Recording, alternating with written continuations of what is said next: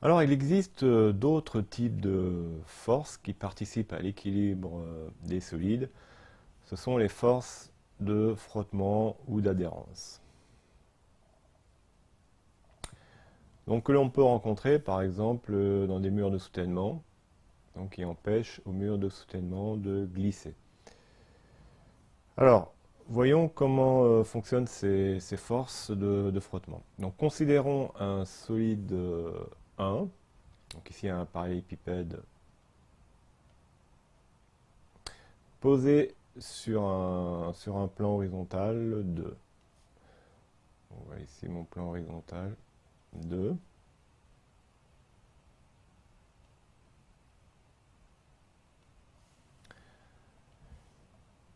On exerce sur le solide 1 donc une force F située dans son plan de symétrie. Donc cette force F, elle est située dans le plan P de symétrie du solide. Donc située à une certaine hauteur, ici, au niveau du solide. On applique, le solide est également soumis à son poids propre, grand P, donc qui passe par le centre de gravité G du solide, dont G est le point d'application. Et enfin, pour que le solide soit en équilibre, donc c'est les trois forces, parce que le solide est soumis à trois forces, ces trois forces doivent être concurrentes. Donc si je prends les deux premières, F et P, elles sont concurrentes ici, en I. Leur droite d'action passe par I.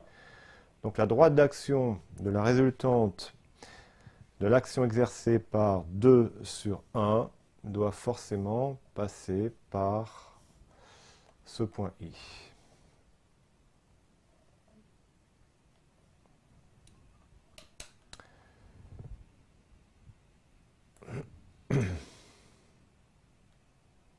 Voilà. Et donc ces trois forces forment un polygone des forces qui est fermé. Si on veut que le solide soit en équilibre. Donc, prenons le premier cas.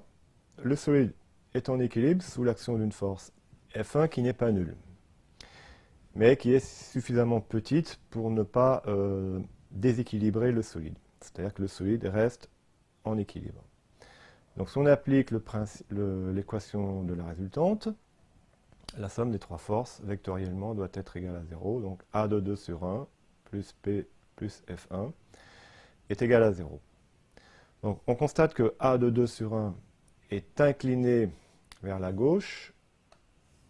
Si on considère que la vitesse de 1 par rapport à 2, par exemple, est non nulle, positive vers la droite, donc si le solide 1 se déplace vers la droite par rapport au plan, eh bien, la force, il y a une force résistante, qu'on appelle une force de frottement ici, qui s'oppose au déplacement du solide. Donc cette force est la composante dans le plan de A de 2 sur 1. Donc A de 2 sur 1 est égal à cette force tangentielle plus cette force normale qui est perpendiculaire au plan. Donc plus F1 augmente, plus l'angle alpha augmente. Donc première constatation. Donc deuxième cas, on augmente la force F1 jusqu'à la limite de l'équilibre. Donc on se place à la limite de l'équilibre, c'est-à-dire à la limite du glissement. Ce qu'on appelle l'équilibre strict.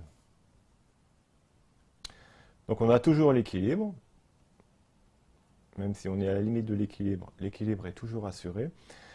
Et donc, on a augmenté encore l'inclinaison de A de 2 sur 1 pour atteindre un angle alpha qui est égal à phi. Phi 0 exactement. Ce qu'on appelle l'angle d'adhérence. Troisième cas, on essaye d'augmenter encore la force F, mais à ce moment-là, on voit que l'équilibre est rompu. Donc 1 n'est plus en équilibre. Il se passe que le solide va glisser par rapport au plan. À ce moment-là, l'angle de frottement phi est légèrement inférieur à phi 0. Phi est légèrement inférieur à phi 0.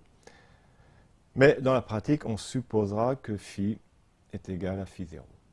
Donc le solide glisse sur l'appui-plan 2 avec un angle de frottement phi égal à phi 0. Et on note f, donc le coefficient de frottement, est égal à tangente phi. Donc c'est ce qu'on appelle le coefficient de frottement. Donc phi s'appelle l'angle de frottement ou l'angle d'adhérence. Donc on suppose que les deux sont égaux. Et petit f est appelé le coefficient de frottement ou facteur de frottement. Remarque, phi et phi 0 dépendent de la nature des surfaces de contact et de leur rugosité, mais sont indépendants de la pression de contact et de la forme et de l'air des surfaces de contact. Alors, considérons notre solide à l'équilibre strict. Donc, il s'agit du solide 1 qui est à l'équilibre strict par rapport au solide 2. Néanmoins, la vitesse du solide 1 par rapport au solide 2, si elle existe, a une certaine direction. Donc ici, par exemple, est située telle qu'indiquée sur le schéma. Eh bien, on a vu que les forces de frottement sont opposées à cette vitesse. Donc ici, une force de frottement qui est dans le sens opposé à la vitesse.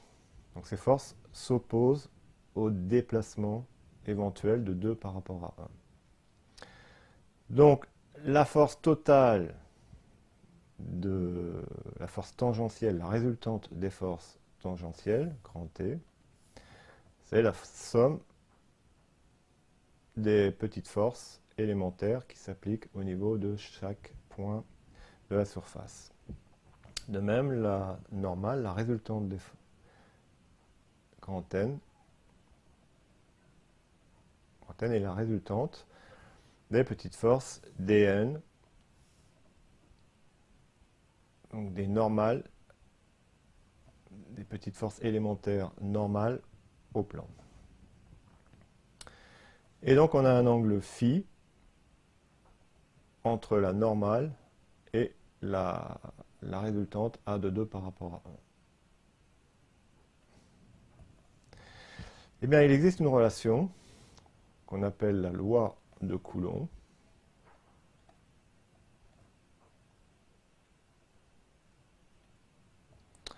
entre T, N et le coefficient de frottement, à savoir F est égal à T sur N, ou T égale Fn, peut-être que c'est plus facile à retenir, dit comme ça, T égale Fn. Donc c'est une relation très importante qui nous servira donc à comparer l'effort réel tangentiel à l'effort à la limite du glissement pour savoir si le mur est en équilibre. Remarque, on constate que A de 2 sur 1 est situé à l'intérieur d'un cône dont la normale est grand N, dont l'axe est grand N, est porté par grand N, et le demi-angle au sommet vaut phi. Donc effectivement, si je fais varier la vitesse dans toutes les directions, eh bien A de 2 sur 1 va décrire un cône de demi-angle au sommet phi.